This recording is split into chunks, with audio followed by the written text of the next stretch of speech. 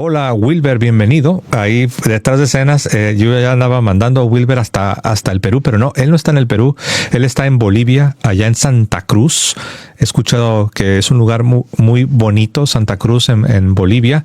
¿Eres protestante? ¿De qué? Recuérdame, refréscame la memoria, ¿de qué denominación eres o con cuál te identificas más? Pues me identifico más con el pentecostalismo porque ahí fue donde fui criado, ahí crecí. Pero quería felicitarte también por tu cumpleaños. La verdad es que a pesar de que en la conversación anterior que tuvimos, como bien dices, había parecido un tanto arrogante, ¿no? Y sí, yo soy un tanto arrogante, lo admito y lo reconozco en parte. Y lucho contra eso, lucho contra el orgullo. Cada vez oro también para que Dios me quite y me haga ver lo humilde y la nada que soy, ¿no? Justamente por eso acepté a Cristo en mi corazón. Y no sé qué más podría decirte. No. Primero, gracias. Gracias por tu comentario, felicitándome y no, estuvo bien. Pienso que fue un diálogo interesante. Pues adelante, ¿tienes algún comentario, algún tema o alguna pregunta o algo que aprovechando la oportunidad? Claro, yo en parte te había contado un poco de mi testimonio, ¿no? De cómo regresé a la fe. Y también te conté que fue gracias, en parte, ¿no? Obviamente, primeramente gracias a nuestro Dios, pero el medio que usó fueron los apologistas católicos. De hecho, yo estudio en una universidad católica y no soy, por así decirlo, anticatólico. Obviamente tengo mis grandes diferencias, por algo no soy católico, pero no soy anticatólico. De hecho, yo leo bastante literatura católica. A Benedicto lo leo bastante, tengo bastante de sus libros, de sus obras. Y me agrada, ¿no? No es que sea anticatólico, lo que sí es que no creo obviamente en el Papa. Y fue gracias a apologistas católicos que mediante la filosofía de Santo Tomás me hicieron ver la razonabilidad del teísmo, el clásico, y eso. Pero creo que también debido a mi orgullo, yo me aparté y me volqué hacia la teología liberal, por así decirlo. Vi también que la teoría de la evolución, todo eso, cosa que te cuento que me retracté, ya no sostengo eso. Ya no sostengo la teología liberal ni siquiera la teoría de la evolución teísta. Me retracté. Uno podría decir, ¿qué tan rápido pudiste cambiar? La verdad es que no es algo con lo que me levanté un día, sino que llevaba años transitando eso, Mira. tardando con eso. Wow, mira, ¿cuándo tomaste esa decisión? Ayer en la noche, desde ayer estaba orando bastante y dije, no puedo seguir así, ya llevo bastantes años con esta incertidumbre, tratando de conciliar la teoría de la evolución con la fe cristiana. Y no, la teología liberal tampoco. Uh-huh. La teología liberal tiene como presupuesto el naturalismo y obviamente yo como tomista, al menos en lo filosófico, es inconcebible que pueda conciliar. Wow. La teología liberal descarta los milagros de Jesús, Claro. Critica de manera muy trata a la Biblia como si no fuese una revelación, y yo como cristiano trato a la Biblia como una revelación especial, pero los liberales no, lo tratan como cualquier otro libro. Claro. Y yo nunca me daré como liberal así completo, sino moderadamente liberal, así como que mira, ya lo dejé. Pues bendito Dios, como tú lo dijiste, antes que nada Dios, bendito Dios que te ayudó y te dio una gracia, ¿eh? No es fácil. Yo conozco a muchos jóvenes que son muy inteligentes, sobre todo que están influenciados por teólogos liberales y vieras cómo batallan mucho para darse cuenta. Pues yo creo que sí fue una gracia que Dios te concedió. Te felicito.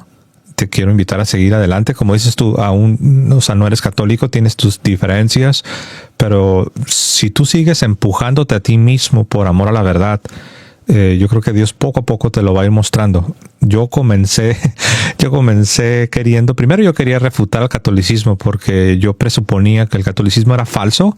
Entonces en mi mente yo decía, mira, si el catolicismo es falso, entonces obviamente yo lo voy a poder refutar porque es falso, ¿no? Pero más bien lo que sucedió es que me di cuenta que no conocía tan bien el catolicismo como yo me imaginaba que yo lo conocía. Entonces me di cuenta que cada cosa que los católicos proponen y que yo no creía, tiene un fundamento, tiene una respuesta. Y sobre todo porque yo veo que Santo Tomás de Aquino, yo veo que para ti es muy importante, lo mencionaste la vez pasada. Santo Tomás de Aquino te va a ayudar bastante. Estoy seguro que ya te ha ayudado, ¿no? Y te va a seguir ayudando. ¿Cómo ves? Sí, Santo Tomás de Aquino fue ese, mediante su filosofía que sistematizó, por así decirlo, me vio ver la realidad mucho más de lo material, lo natural, sino donde hay un fundamento trascendente que sostiene providentemente, gobierna todo. E incluso me atrevería a decir que me ayudó a no caer en el calvinismo, de alguna manera. Porque Santo Tomás no era calvinista, entonces al hacerme protestante, no veía plausible el calvinismo. Exacto, sí. Santo Tomás de Aquino, él siempre enfatizó que la criatura puede o recibir la luz, la gracia, o bien puede rechazarla, y ahí se separa de Juan Calvino, que Juan Calvino dice que si eres un predestinado, sí o sí, la gracia es irresistible. La gracia es irresistible, y ahí se separan. Yo sé que algunas cosas comparten, pero sí, Santo Tomás de Aquino no va a afirmar lo que Juan Calvino afirma sobre la gracia, la llamada gracia irresistible, ¿no? Sí, ni la depravación total, ni nada de esas cuestiones. Sí, que va de la mano, va de la mano, ¿no? Ellos dicen que el ser humano está en una depravación total, por lo tanto se sigue que la gracia ha de ser irresistible, porque como estás en depravación total, solamente una gracia irresistible es lo único que te puede sacar de ese dilema. Pero como bien señalas, la depravación total tampoco encuentra su asidero en la escritura, ni en los padres, ni en la gran tradición cristiana, ¿no? Así es. Pues me da mucho gusto, me estás sorprendiendo, y gracias por compartirme que recién has tomado tu decisión de hacer a un lado la teología liberal y los asuntos darwinistas, ¿no? De la evolución y todo este tipo de cosas, ¿no? Te felicito de verdad, muchacho. De verdad te felicito. Y adelante, no sé si tienes otro comentario por ahí que quieras, algo más que quieras decir. Sí, claro.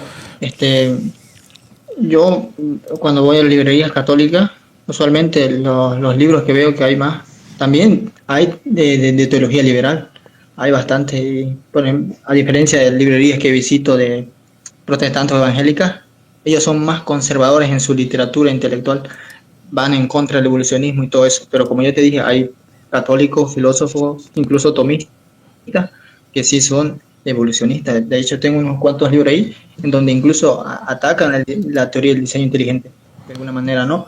Y bueno, hay bastante teoría crítica, ciencias bíblicas, hay teólogos católicos que avalan eso, respaldan.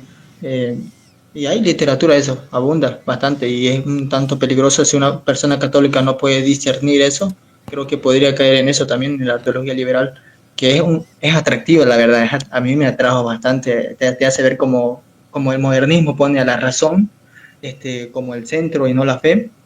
Entonces, ¿a quién no le gustaría ser lo más racional que se pueda, ¿no? Entonces, en ese sentido digo que la teología liberal es atractiva, porque a mí me atrajo, ¿no? Me persuadió. Sí, desgraciadamente tienes razón. Mucho de este liberalismo se nos ha metido a ciertos círculos de la iglesia católica, y es por eso que cuando uno va a ciertas librerías, no todas, pero sí, cuando uno va a ciertas librerías católicas, uno se sorprende porque de repente encuentra cierta literatura, ¿no? Que avanza algunas posturas liberales, malamente, no debería ser así, pero lastimosamente sí. Algunas ideas de la teología liberal se nos han infiltrado, se nos han metido, y se ve en la literatura que uno encuentra en ciertas librerías católicas. Es cierto. Entonces, es donde, por eso yo ahí puedo ver que la Iglesia Católica, o sea, por un lado es fundada por Cristo, pero no significa que la Iglesia Católica es como que el paraíso, ¿no? Que ya no estamos luchando contra nada al interior. No, la Iglesia Católica, mientras tú y yo estamos acá, está luchando con muchas cosas al interior, ¿no? Es por eso que me doy cuenta que sí es la Iglesia de Cristo, porque recuerda que Cristo dijo que hay trigo y hay cizaña. Entonces, sí, es por eso que yo me mantengo católico, porque a pesar de que hay cizaña, no se sigue que ya no es la iglesia. Más bien hay que reconocer que Cristo ya nos había advertido que en la iglesia íbamos a tener estas luchas, pero hay que mantenerse en la iglesia, ¿no? Hay que mantenerse en la iglesia. Y así es, pues qué bueno. ¿Tú todavía sigues creyendo en sola escritura o ya no la crees? ¿Sí? ¿Todavía? Claro que sí. Ok. Es que te pregunto porque yo conozco a unas personas que todavía se siguen identificando como protestantes, pero como ya han ido avanzando, ya tienen años que han ido avanzando, ya no creen en la sola escritura. No puedo decir nombres públicamente, pero tienen hasta canales, tienen hasta canales de YouTube y todavía se siguen identificando como protestantes porque no están listos para dar el paso. Todavía no están listos para dar el paso, pero si tú les preguntas, ¿crees en sola escritura? Te van a decir, no, ya no creo en la sola escritura. En la escritura no hay una definición unívoca, puede haber distintas formulaciones. Como yo adhiero a una hermenéutica analógica, en algo, en lo esencial estarían de acuerdo en las distintas formulaciones o definiciones que se da.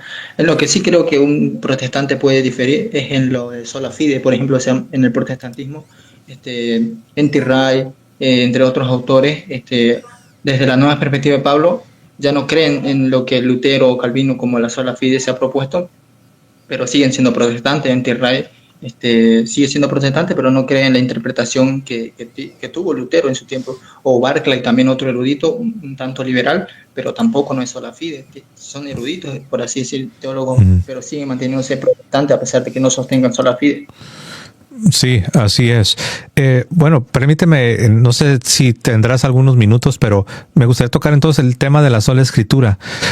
¿Tú dónde ves el fundamento para sola escritura? ¿Cómo dónde es el fundamento? Sí, yo no considero que es una doctrina, sino un principio epistemológico del quehacer teológico protestante. Y como todo principio es externo, puede prescindir de, como te digo, argumentos intrínsecos que se desprendan de la propia escritura. Ok. Entonces, ¿tú no crees que sola escritura en sí misma, tú no crees que es una doctrina? Podría ser una doctrina que se enseña por los protestantes, pero no es una doctrina que se desprende de la escritura. La enseñamos porque somos protestantes, por eso la enseñamos. Entiendo. Como principio, nuestro quehacer teológico. Ok. Sabes, esto último que dices es interesante, querido, porque esto, lo voy a repetir, lo último que dijiste. Dijiste, sola escritura es una doctrina porque la enseñan los protestantes, pero no se desprende de la escritura. Y estoy de acuerdo contigo. Estoy de acuerdo en cómo has descrito. Sola escritura es una doctrina porque la enseñan los protestantes, pero no se desprende de la escritura. Entonces, esa es la pregunta que te quiero hacer. Si sola escritura, sí, permíteme, solo para lanzarte la pregunta y ya te dejo que tú la respondas. Si sola escritura, como tú bien señalaste, es una doctrina que la enseñan los protestantes, pero no se desprende de la escritura, entonces ¿de dónde se desprende? Te escucho. No se desprende de manera así explícita, a eso me refiero, sino que hay que agarrar distintos pasajes y poder conceptualizar los criterios para decir que es más coherente sostener que solo la Biblia es infalible. No hay así un pasaje directo que te diga solamente la Biblia solamente la Biblia es infalible, sino que se desprenden, mejor dicho, haciendo inferencias. Haciendo inferencias. Entonces, sola escritura es una inferencia, pero no se desprende de la escritura. Es que cuando dije desprenden, yo me refería más a que se halla ahí explícitamente. Como, por ejemplo, tampoco se halla el término Trinidad, ¿no? En ese sentido, a eso me refería. Ok. Bueno, porque mira, De hecho, aquí enfrente de mí yo estoy viendo cómo diferentes teólogos, diferentes documentos protestantes afirman todos que sí es una doctrina, que sola escritura es una doctrina que están obligados a recibir todos los protestantes, al menos los protestantes históricos. Entonces, te digo esto porque hay muchos protestantes de redes sociales que ellos dicen que la sola escritura no es una doctrina, así te dicen. Te dicen ellos que no es una doctrina, pero lo que pasa es que los documentos oficiales del protestantismo histórico dicen que sí es una doctrina, y es una doctrina que están obligados los protestantes a recibirla. Pero eso es preocupante entonces, porque tú mismo señalabas que sola escritura es enseñada por los protestantes, pero no se desprende de la escritura, sino que es una inferencia, es algo que se infiere. ¿Tú sabes cómo la infieren? ¿Cómo le hacen para inferir la sola escritura partiendo de la Biblia? Claro, perspicuidad, autoridad y suficiencia material. Ajá. Pero digamos, ¿de qué pasajes bíblicos la infieren? ¿Cómo, o sea, de dónde la deducen? De lo de siempre, del Timoteo, toda escritura es inspirada por Dios con el fin de instruir al obrero, por así decirlo. Ajá. Bueno, lo que sucede es que en 2 Timoteo, pienso que te refieres a 2 Timoteo 3, 2 Timoteo 3:16, ahí no se infiere la sola escritura. Lo único que se dice es que la escritura es inspirada, que es inspirada por Dios. Pero no dice que únicamente la escritura es la única autoridad infalible.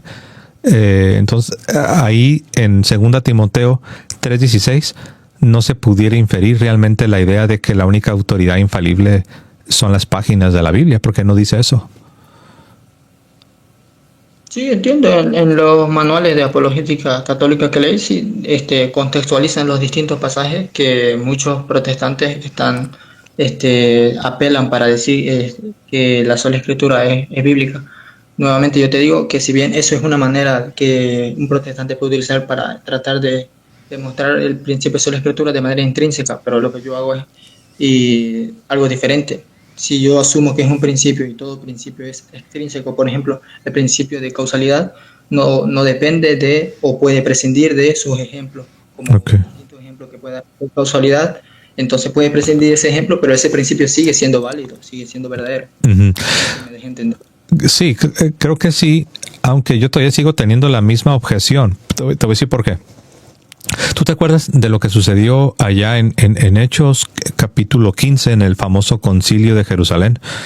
Ahí se refutó lo que se conoce como la primer gran herejía de la iglesia, la primer gran herejía que ocurre en la iglesia, que es la herejía judaizante. ¿Tú te acuerdas cómo le hicieron para poder refutar la herejía judaizante? ¿Qué fue lo que se utilizó? Porque yo propongo que ahí en ese concilio, el concilio de Jerusalén en Hechos capítulo 15, no se utilizó el paradigma, digamos, el paradigma protestante de que únicamente la escritura es infalible. Más bien lo que yo veo ahí en Hechos 15, lo que veo en Hechos 15 es que la iglesia, utilizando la tradición apostólica, que es la enseñanza oral, la escritura, y utilizando la autoridad que Cristo le dio a los apóstoles, al magisterio, fue así como refutaron la primera herejía, la herejía judaizante. Yo no veo que ellos utilizaron el principio o la doctrina de la sola escritura. ¿Cómo ves?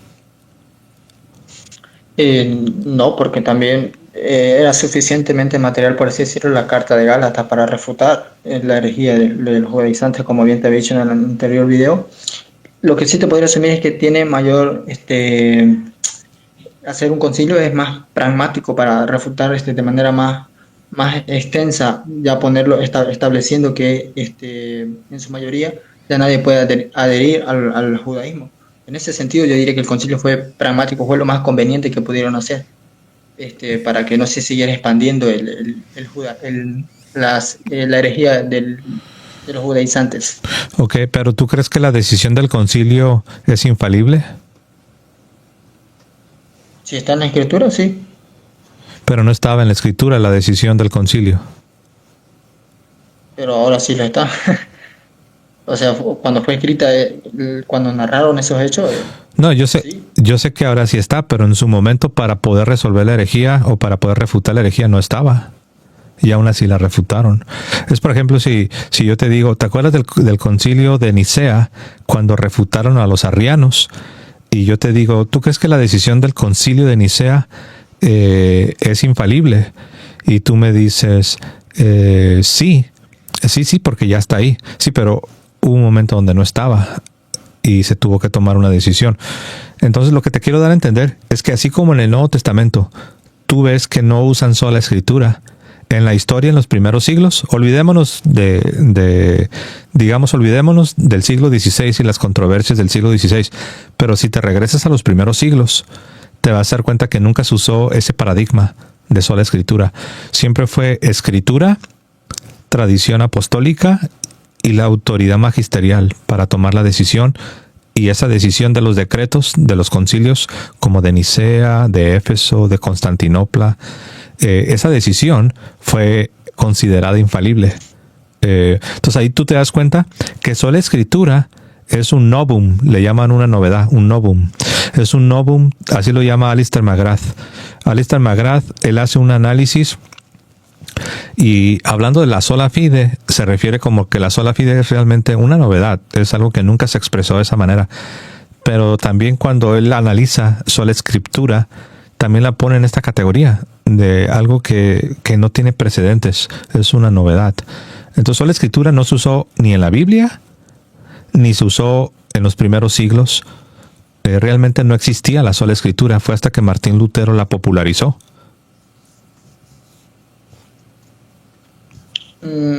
Aún si haya empezado en Martín Lutero el principio de la escritura, eso no tendría que descartarla de sí, porque recientemente está empezando, debe ser falso, ¿no? Una falacia genética sería esa, o una falacia de apelar a la antigüedad, como decir que es lo verdadero, esto es nuevo, por tanto es falso, ¿no? O esto se originó por Lutero, por tanto es falso, ¿no? No está argumentando nada, ¿no? Ok, pero estarías de acuerdo conmigo que si esto comenzase, hipotéticamente hablando, ¿no? Hipotéticamente hablando, si esa enseñanza de sola escritura comenzó con Martín Lutero, significa que no comenzó con Jesucristo. ¿Estarías de acuerdo conmigo? ¿Cómo con Jesucristo? Sí, hipotéticamente hablando, suponiendo que me concedes que sola escritura comienza con Martín Lutero. Entonces yo te digo, de acuerdo al principio de la no contradicción, si esta enseñanza o este principio de sola escritura comenzó con Martín Lutero en el siglo XVI, no podemos decir al mismo tiempo y en el mismo sentido que ese principio o esa doctrina de sola escritura comenzó en el siglo I con Jesús de Nazaret, porque sería una contradicción. Claro, sería una contradicción de que al mismo tiempo no se dio lo que, o sea, si este acontecimiento se descubrió sobre la escritura cuando estuvo Lutero, pero anteriormente nadie apelaba a este principio sobre la escritura, sí sería una contradicción temporal. Pero no, eso no es lo único que reza, ¿no? El principio sobre la escritura, sino también en el mismo sentido y el mismo aspecto. Yo podría decir que habrían algunos aspectos que, previo a Lutero, algunos ya apelaban como a la perspicuidad de la escritura o como a la autoridad única o cualitativamente. En ese sentido ya se hallaba algunos rasgos de sola escritura, de este principio. Bueno, lo que sucede es que si el principio de sola escritura de Martín Lutero en el siglo XVI, si es verdadero en lo que propone, en lo que exige y demanda ese principio, tendríamos que esperar ver el mismo principio durante el resto de la cristiandad, del cristianismo, pero no lo vemos. No lo vemos en el mismo Nuevo Testamento, no vemos a una comunidad funcionando con ese paradigma. En el siglo II tampoco vemos una comunidad funcionando con ese paradigma. En el siglo III tampoco vemos a una comunidad, o sea, a una iglesia funcionando con ese paradigma. En la realidad, la primera vez que vemos una comunidad funcionando con este paradigma de autoridad es precisamente hasta después de Martín Lutero. Entonces, si esta doctrina parte a partir de Martín Lutero, si esta doctrina viene de Martín Lutero, no puede venir de Jesucristo, porque esa es una contradicción. O viene de Jesucristo o viene de Martín Lutero. Martín Lutero, como ya mencioné, Es el que comenzó. Yo sé que ha habido personas a través de los siglos que tenían ideas que en alguna medida se parecen un poco a algunas cosas que Martín Lutero dice en el siglo XVI, pero nunca la propusieron como sí lo propone Martín Lutero, ¿no?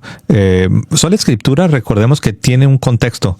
El contexto es repudiar la autoridad del magisterio para determinar doctrina, y es un repudio de la tradición apostólica como sinónimo de palabra de Dios.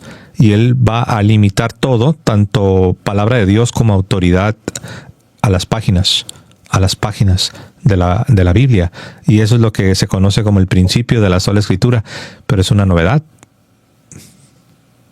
No, no es eso. Lutero, como buen católico de su tiempo, no despreció así de manera instantánea, por así decirlo, los concilios, diciendo, no, esto es falso, invento del Papa. Él no dijo eso. Él creía en los concilios como fiables, por así decirlo. Creía en una tradición, lo que no creía en la tradición que habían añadido para su tiempo los católicos romanos de su tiempo. Eso es lo que descartaba, esa tradición, porque él tenía tradiciones. De hecho, yo igual tengo tradiciones en mi congregación pentecostal, lo que el luterano Eiko Oberman dice tradición 0, tradición 1, tradición 2, y hasta ahí está bien tener tradiciones. Lo importante es que estas tradiciones estén en concordancia con lo que está en la Escritura. Pero sabes, yo esto que estás diciendo no lo puedo aceptar, porque Martín Lutero sí rechazó cosas que no eran propias de corrupciones del siglo XVI. Rechazó cosas que siempre estuvieron en la iglesia por 1500 años. Por ejemplo, el principio de autoridad, él lo rechazó. El principio de autoridad que estuvo siempre en la iglesia por 1500 años era precisamente la idea de escritura, tradición apostólica y un magisterio. Ese principio o ese paradigma, Lutero lo rechaza, pero no por ser una corrupción del siglo XVI. Lo rechaza aún a pesar de que siempre por 1500 años se operó de esa manera, se creía de esa manera. Entonces ahí te das cuenta que Martín Lutero en la realidad no es que rechaza corrupciones del siglo XVI, sino que termina rechazando la manera en que los cristianos habían visto la autoridad, el principio de autoridad por 1500 años. No, cuando está siendo juzgado Lutero en la dieta de Worms, si se pronuncia así, cuando dice yo, si mi conciencia está cautiva de la palabra de Dios, nadie puede convencerme si no sea por razones, porque no le creo ni a concilios ni a papas porque se han contradecido, no se está refiriendo a todos los concilios, porque él se adhería a los concilios ecuménicos, así como yo me adhiero, pero solamente filtrados por la Escritura. No se está refiriendo de manera a priori, descartando, sin dándole ninguna consideración a los concilios o a las tradiciones que hasta en su momento se practicaban, como el bautismo y todo eso. El detalle está de que todos los concilios que tú mencionaste, todos los concilios ecuménicos, aceptaban la autoridad, como siempre se entendió, Biblia, tradición apostólica y la autoridad del magisterio para definir. Y Lutero no acepta eso. Lutero sale con su idea de que lo único infalible son las páginas de la Biblia. Ahí Lutero está rompiendo con 1500 años, está rompiendo con los padres, está rompiendo con los mismos concilios. Entonces ahí es donde tú ves la novedad del pensamiento luterano. El pensamiento luterano, no todo es nuevo, no todo el pensamiento luterano es nuevo. Pero el pensamiento luterano sí tiene ciertas novedades. Una es sola fide, la idea de que el hombre se salva por una fe sola, y la idea de la sola escritura. Esas dos cosas en lo particular, que son las más importantes para un protestante, representan novedades, porque es un rompimiento con 1500 años de cristianismo. No, Lutero seguía teniendo tradiciones y magisterio también. ¿Cuál? ¿Cuál magisterio? El magisterio, los credos, lo seguía sosteniendo el credo apostólico. Ajá. Pero ese no es el magisterio propiamente hablando, ¿eh? El magisterio, o sea que el magisterio, para decirlo en castellano, son maestros, son los maestros autorizados. Y esos maestros autorizados son los obispos. Ahora, a la enseñanza formal de estos maestros también le llamamos magisterio, ¿no? Pero esa enseñanza formal, representada por los obispos, que son sucesores de los apóstoles, esa autoridad que ellos tienen a la hora de transmitir la enseñanza, Lutero la rechaza como infalible y dice que lo único infalible serían las páginas de la Biblia. Fíjate lo interesante. Si tú me dijeses, José, los cristianos antes de Lutero, antes de esas controversias de Lutero, ¿cómo ellos en su cabeza entendían la autoridad para la doctrina y la moral, José? Bien sencillo, mira. Ellos entendían que tenían la revelación divina, que es Biblia y la tradición apostólica. Las dos son palabra de Dios. Y ellos entendían que los apóstoles tenían una autoridad de parte del cielo para que a la hora de explicitar y transmitir la doctrina a todas las naciones, esa doctrina sea sana. Es lo que llamamos la sana doctrina. Entonces, estos tres elementos, escritura, enseñanza apostólica, o sea, o tradición apostólica, con una autoridad de los apóstoles para transmitir. Siempre se aferraron los cristianos a eso. Después, en el siglo XVI llega Lutero. Y Lutero dice, no, lo único infalible para determinar doctrina es la Biblia. Y ahí él está rompiendo con 1500 años. Por eso sola escritura es un error teológico. ¿Cómo ves? No, ya previamente a Lutero ya habrían discusiones de cómo se debería concebir tanto los concilios como la tradición, si realmente eran infalibles. Los conciliaristas, por ejemplo, ponían los concilios por encima incluso del Papa. En ese sentido, ya previamente a Lutero ya había debates al respecto. Lutero lo que hizo no fue tan extraordinario, por decir, solo trajo a la mesa el mismo debate, de decir, frente a todos estos debates de los conciliaristas, los otros que consideraban al Papa como por encima incluso de eso, o a la par siquiera, los conciliaristas, y Lutero trajo su propia tesis, por así decirlo, como proponer que solamente la escritura es infalible, pero las demás considerables y infiables. Solo ahí corregirte un malentendido que tienes. El malentendido que tienes es pensar que Lutero, o que en el tiempo de Lutero más bien, que en el tiempo de Lutero no se creía que los decretos de los concilios ecuménicos eran infalibles, porque sí se creía. Sí se creía ya en el tiempo de Lutero que los decretos de los concilios ecuménicos eran infalibles. Para muestra un botón. Lutero sabía, y toda la gente del tiempo de Lutero, que aquel decreto de Éfeso, el concilio de Éfeso en el 431, donde se declara que la Virgen es Teotocos, Madre de Dios, sabían que era infalible y que nadie lo podía rechazar. Lutero y los contemporáneos de Lutero en el siglo XVI sabían que aquel decreto de Nicea que dice que Jesús es de la misma naturaleza que el Padre, el Hijo es de la misma naturaleza que el Padre, sabían que era infalible y que nadie lo podía rechazar. Lutero y sus contemporáneos del siglo XVI sabían que aquel decreto del concilio de Constantinopla, que nos explica bien las uniones, la unión hipostática y cómo funcionan las relaciones intratrinitarias de las personas, sabían que era infalible y que nadie lo podía negar. Entonces, cuando tú decías que en el tiempo de Lutero eso estaba abierto como a debate, ¿no? Que realmente no se creía que los decretos conciliares eran infalibles, no es correcto. Esa afirmación simple y sencillamente no es verdad. Ya todo el mundo sabía que los decretos conciliares son infalibles.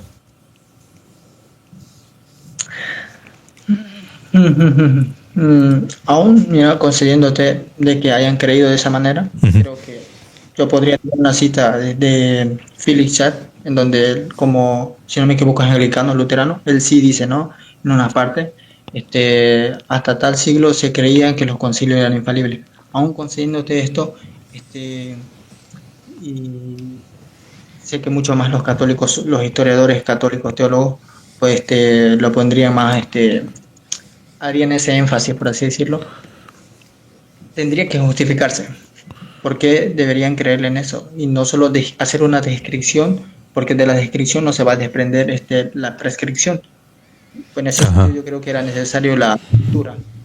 Sí, y eso que dices es cierto, debe tener una justificación, pero la buena noticia, querido Wilber, es que sí hay una justificación, porque es cierto, yo hasta ahora solamente te di un sumario, te di un resumen de algunas cosas que Lutero y los contemporáneos de Lutero creían como infalibles, es decir, los decretos de los concilios, y te di varios ejemplos.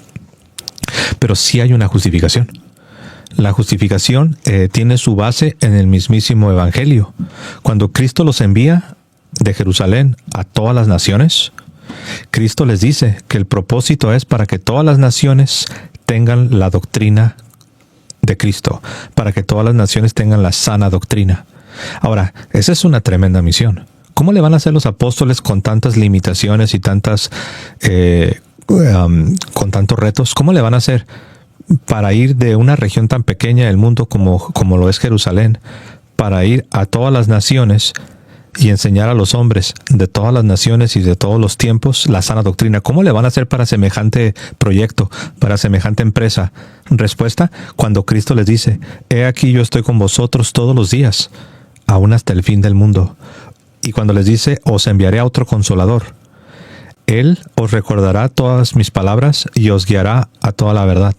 Entonces, esa es la promesa de la asistencia del Espíritu Santo, y se va cumpliendo cada vez que la iglesia va enfrentando nuevos retos para enseñar la sana doctrina a los hombres de todas las naciones, y por eso se convocaron concilios, y los decretos de esos concilios tienen la asistencia prometida del Espíritu Santo para poder distinguir la verdad del error.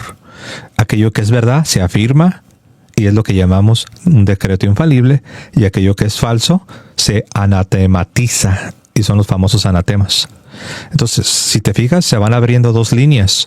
Una es la línea donde la transmisión de la sana doctrina va corriendo, y la otra es la línea de los anatemas, donde van surgiendo los diferentes errores.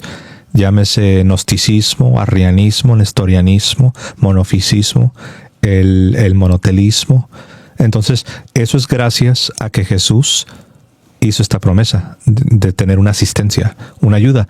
De otro modo, naturalmente hablando, humanamente hablando, es imposible.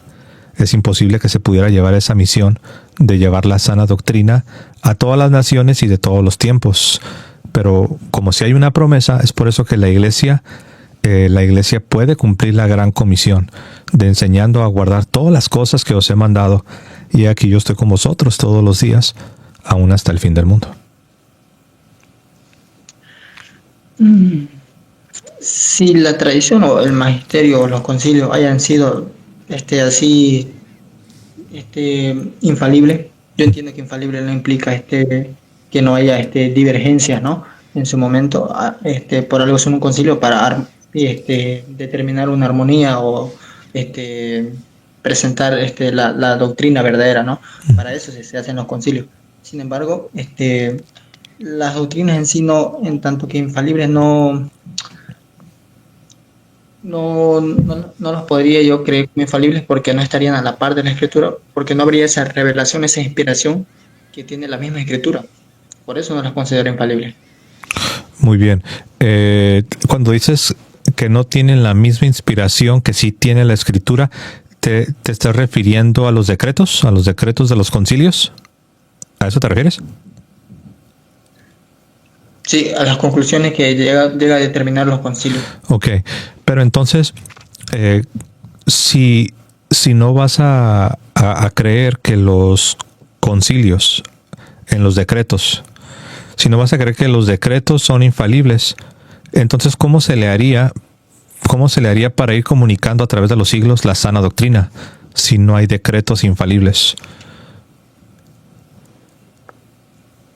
No, es que no hay necesidad de que sean infalibles, bastaría que sean confiables, porque tendrían que ser infalibles. No, si ya el principio de identidad de los discernibles reza de que solo podría haber una cosa infalible, por así decirlo, o incluso propiamente, ontológicamente, solo Dios es infalible, y esto lo ha participado a los que han escrito la Escritura. Sí, solo Dios es infalible cuando hablamos del único ser, ¿no? El único ser que es infalible. Pero recuerda que la palabra de Dios transmitida y explicitada también es infalible. ¿Por qué explicitada? Porque luego viene el arriano, y el arriano te va a decir algo que se parece mucho se parece demasiado a la verdad, pero no es la verdad. Entonces llega a la iglesia y la iglesia te lo explicita, te lo desmenuza, te lo va desgajando, así paso a paso, Esa explicitación es lo que llamamos decretos del concilio. Y en esos decretos del concilio aprendes dos cosas. Número uno, aprendes la postura correcta, bien desglosada. Y aprendes las posturas incorrectas. Ahí entran los anatemas. Entonces, si no vamos a creer que la explicitación es infalible, entonces tenemos todavía razones para creer que tal vez Arrio tenía la razón y no la iglesia. Nuevamente, yo podría asumir los concilios como falible, mejor dicho, confiable, y también de manera pragmática para una vez determinar que los arrianos como herejía deben, por así decirlo, desaparecer, ¿no? La herejía es herejía doctrinal. Sin embargo, para sostener que el arrianismo es herejía, tanto como suficiencia material y formal, me basta y me es suficiente la escritura. Yo podría sostener que los concilios, de manera pragmática, para que ya no se siga expandiendo el arrianismo, solo ese sentido tendría esa función los concilios. El problema es que en la escritura no tienes una explicitación de las naturalezas de Cristo. No tienes una explicitación. Por ejemplo, para poder refutar al arrianismo, se tuvo que convocar un concilio. Si yo creyera lo que tú acabas de decir, yo sé que no lo estás haciendo a propósito, pero lo que tú acabas de decir es como dar a entender que fue algo tonto haber convocado un concilio de semejante magnitud, de tales proporciones, cuando todo se pudo haber resuelto únicamente con la pura Biblia. Sí hay necesidad de convocar un concilio y echar mano no solo de la Biblia, sino echar mano de la tradición apostólica. Así se hizo en el concilio de Jerusalén de Hechos capítulo 15, así se hizo en el concilio de Nicea del 325, así se hizo en el concilio de Éfeso del 431 y así sucesivamente se ha hecho en los concilios. ¿Por qué? Porque la idea que tú decías de que únicamente la Biblia nunca ha sido la manera en que la iglesia ha refutado los errores y ha confirmado la doctrina. Nunca ha sido así. Pero esa necesidad que tú dices es más pragmática o, si se quiere, confiable que infalible. A eso es lo que me refiero.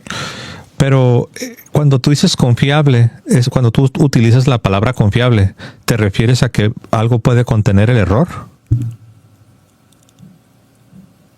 No necesariamente. No. Ok, entonces, si no puede contener el error, entonces es infalible. No. Vendría a ser confiable porque están ahí las personas que dicen ser cristianas, ¿no? Que se orientan por la Biblia o que, escudriñando la Biblia, van a sacar conclusiones teológicas y la van a determinar en ese concilio, van a hacer un consenso para que determinen que la herejía es herejía, el arrianismo o cualquier otra herejía, pero van a seguir teniendo como suficiencia tanto material a la escritura misma, pero pragmáticamente tienen que realizarse por necesidad estos concilios. Sí, yo sé, pero en tu forma de pensar, en tu cosmovisión, en tu manera de ver el mundo, esos decretos del concilio de Nicea o del concilio de Éfeso o de Constantinopla, ¿esos decretos tienen lugar para el error? Sí, por eso se filtran a las escrituras. ¿Los decretos conciliares tienen cabida para el error? Me refiero a los decretos, no me refiero a lo que la iglesia sacó como conclusión al final. Por ejemplo, cuando se establecieron, no sé, la unión hipostática, la Trinidad, ¿a eso te refieres? ¿O la Teotocos? Eso, o también como Nicea, que dijo que el Hijo es de la misma substancia que el Padre. ¿Crees que ahí en esa declaración, que el Hijo es de la misma substancia que el Padre, hay lugar para el error en esa declaración? No, porque va en concordancia a lo que la misma Escritura no. Ok, entonces yo estoy de acuerdo. No hay lugar para el error porque está en perfecta armonía con la revelación divina. Pero entonces, ¿por qué no aceptas que son infalibles si no hay lugar para el error? De hecho, la definición precisamente de un decreto infalible es que no hay error, no hay lugar para la falla, infalible. No. La infalibilidad propiamente se dio cuando Dios inspiró a los apóstoles para que escribiesen. Sí, te refieres a la inspiración de la Escritura, ¿no? Pero no solo ahí. También la inspiración se da, querido Wilber, se da cuando hablaron las palabras oralmente, no solamente cuando las escribieron. Claro, así como también uno podría decir cuando fueron conscientes de eso, también la pensaron, podría decir uno eso también, pero ya se tendría que disipar una vez que ya estuvieran escritas o cuando ellos fallecieron. Ok, mira, entonces ya estás aceptando dos instancias donde se da la infalibilidad. Una es en la Escritura. Dos es en las palabras habladas por los profetas o por los apóstoles, ¿no? Yo te sugiero que hay una tercera instancia, que es la comunicación formal de esta verdad.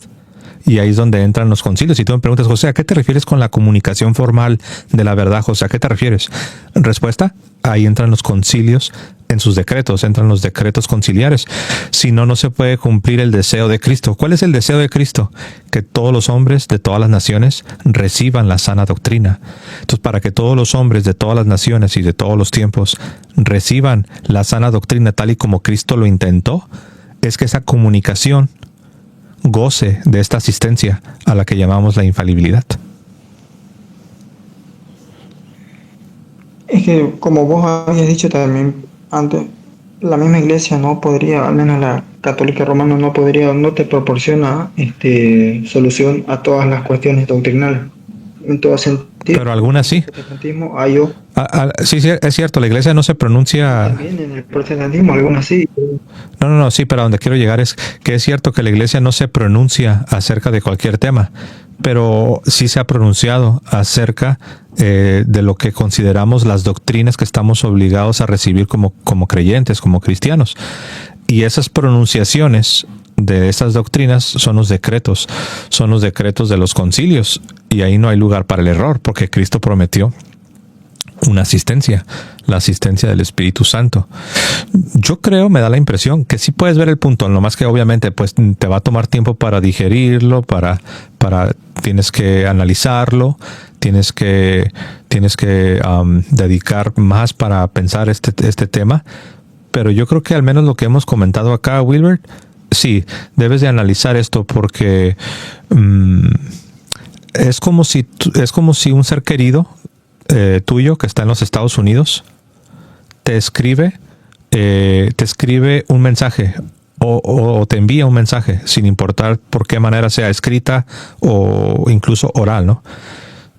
Si este ser querido tuyo te envía un mensaje, pero no puedes garantizar que la línea de comunicación sea fidedigna y que no hay lugar para la corrupción, no hay lugar para el error o la falla, de nada te sirve que ese mensaje haya sido verdadero, porque no hay nada que garantice que al final del día, cuando tú lo recibas, ese mensaje esté libre de error. Entonces, es lo mismo. Cristo habló en el siglo I, Cristo enseñó en el siglo I. Tú y yo vivimos en el siglo XXI. Y Cristo sí ha intentado que este mensaje nos llegue a nosotros de manera pulcra, sin error, sin falla. Pero si no hay manera de garantizar que el mensaje llegue de los labios de Cristo en el siglo I a nuestros oídos en el siglo XXI, entonces estamos en problemas porque no hay garantía. No hay garantía de que ese mensaje está libre de error, porque no creemos en la infalibilidad. Y ese es un problema de la postura protestante, que no creen en la infalibilidad de la doctrina.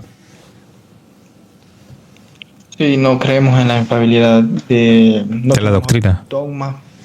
Estrictamente hablando, no tenemos esos dogmas infalibles. Tenemos doctrinas fundamentales, confiables, plausibles o verosímiles que se desprenden de la Escritura, pero no dogmas al estilo católico. Y ese es un problema, porque aunque tengas doctrinas que tienen elementos de verdad o que sean hasta cierto punto de acuerdo a la verdad, pero no están libres del error. No están libres del error. Entonces no puedes estar confiado en que lo que estás creyendo es exactamente lo que Cristo entregó, porque no crees en la infalibilidad. En cambio, cuando uno ve la Biblia y uno ve la historia, te das cuenta que los creyentes, los cristianos de los siglos, sí creían en la infalibilidad y sí estaban confiados que lo que la iglesia les iba enseñando de manera formal venía de Cristo y que no había lugar para el error, no había lugar para una mezcla de verdad con error. No me parece que esto haya sido de manera tan evidente, se ha dado en la historia del cristianismo. De lo contrario, sería imposible que un protestante pudiese redactar la historia del cristianismo omitiendo todo lo que vos me decís. Y aún así lo hacen. Aún así hay quienes lo hacen. Escriben escritores protestantes, escriben historias. Por ejemplo, no es un secreto que cuando vas a las librerías protestantes, a las librerías reformadas o librerías protestantes, si vas a la sección de historia, te vas a dar cuenta que es una de sus debilidades, que en la sección de historia los anaqueles, los libreros están casi vacíos. Casi siempre se enfocan del siglo XVI a la fecha, o algunos del siglo XVII. Yo estuve en un seminario teológico, el Seminario Bautista Teológico del Sur, y yo cuando iba a la sección de la historia me daba cuenta de eso, que la mayoría de los libros eran muy recientes, eran de 300 años, eran de 400 años, y casi no tenían nada de los primeros 1500 años de historia. Entonces sí tienes razón, que sería raro que un historiador protestante se brincara todo esto que yo te digo, y sin embargo lo hacen. Casi no tienen historia. No, en realidad no. Cuando un historiador protestante, ya sea Justo L. González, Pablo de Iros o el mismo Philip Schaff que te mencioné, redactan literalmente como la Didache, los escritos de Juan Crisóstomo, Ireneo, todo eso lo redactan. Sí, pero hay un detalle, que los dos que mencionaste, Philip Schaff, anglicano, y Justo González, creo que metodista, si mi memoria no me falla. Uh-huh. Ellos, de hecho, son criticados por otros protestantes porque ellos como tratan de hacer justicia, le dan a la Iglesia Católica la razón en muchas cosas, pero no en todo. Son protestantes y al final intentan preservar su identidad protestante. Pero ¿quién puede dudar de que por 1500 años los cristianos sí creían que los decretos conciliares son infalibles? Eso tú lo puedes investigar, tú solo puedes investigar. Tú puedes decir, ¿sabes qué? Mi misión va a ser ese reto que me dio José, me dio el reto de investigar si por 1500 años los cristianos creían que los decretos de los concilios ecuménicos aprobados si eran o no eran infalibles. Si te vas a dar cuenta que sí lo eran. Hay algunos protestantes que en lugar de que se den cuenta de esto, ¿sabes lo que te intentan decir? Te dicen, no, pero hubo un concilio regional en Trujillo. Dicen, hubo un concilio regional en Trujillo, dice, y ahí esos concilios no los aceptan. Sí, pero no fueron aprobados nunca por el Papa. Le digo, aparte no estamos hablando de un concilio regional, estamos hablando de un concilio ecuménico.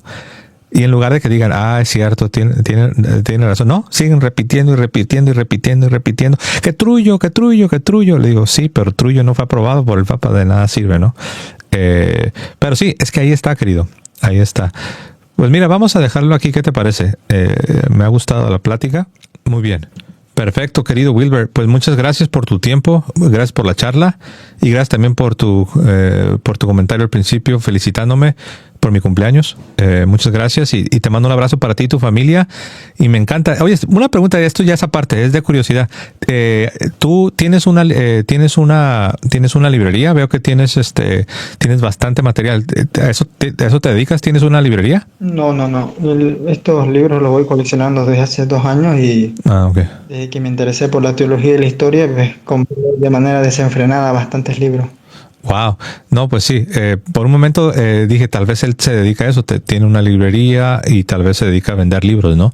No, pues está bien, qué bueno, ahí veo que tienes bastante, creo que tienes los de un judío marginal, ¿no? Veo que tienes los de un judío, sí, pero como tú dijiste al principio, ahí ten cuidado porque algunas ideas, siempre hay que estarlas ahí discerniendo bien, sí, sobre todo esos libros de un judío marginal, tienen cosas buenas, claro, pero sí tienen algunas cosas que no son precisamente conservadoras, ¿no?